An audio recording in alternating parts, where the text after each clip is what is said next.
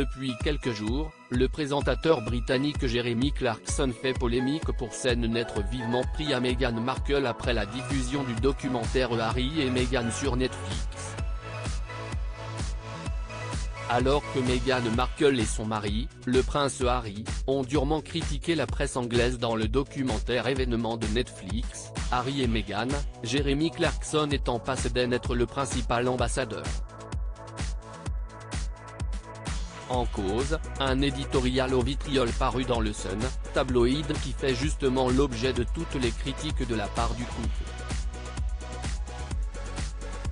Au sein de ce dernier, il explique haïr de plus profond de ses entrailles la duchesse de Sussex et ne pas arriver à dormir, restant étendu, grinçant les dents et rêvant du jour où on la fera défiler dans les rues de toutes les villes du Royaume-Uni, pendant que la foule criera honte, en référence à Game of Thrones, note de la rédaction, et lui jettera des excréments dessus.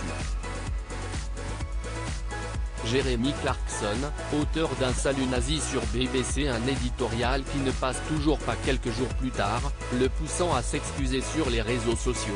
J'ai fait une référence maladroite à Game of Thrones et cela a été mal pris par de nombreuses personnes. Je suis horrifié d'avoir causé tant de peine et je serai plus prudent à l'avenir. Pour autant, les critiques pleuvent à son encontre, car l'animateur et journaliste anglais n'est pas à sa première polémique. Jeremy Clarkson est une superstar de la télévision outre-Manche. Pendant de nombreuses années, il a ainsi présenté Top Gear UK, avant d'être brutalement licencié par la BBC après avoir mis un coup de poing à l'un des producteurs du show. Auparavant, le constructeur Hyundai l'avait accusé d'avoir tenu des propos racistes, avant de réaliser un salut nazi en pleine émission quelques années plus tard en parlant du fabricant de la Mini, appartenant à l'allemand BMW, note de la rédaction.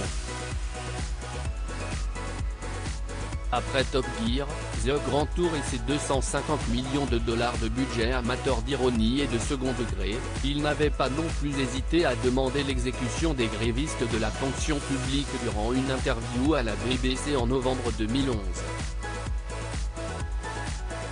Désormais loin des plateaux de la télévision publique anglaise, Jeremy Clarkson est désormais aux manettes de The Grand Tour sur Amazon Prime Video.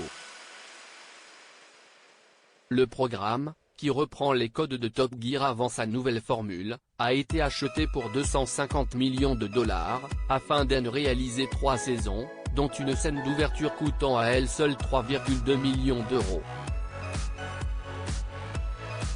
L'émission est un énorme carton à travers le monde et compte aujourd'hui 5 saisons.